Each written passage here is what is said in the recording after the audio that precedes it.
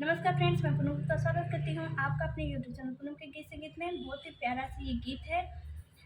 हंसी मजाक का चुटकुलेदार गीत है। कैसा लगेगा आप कमेंट में हमें जरूर बताइएगा। हमारे बाल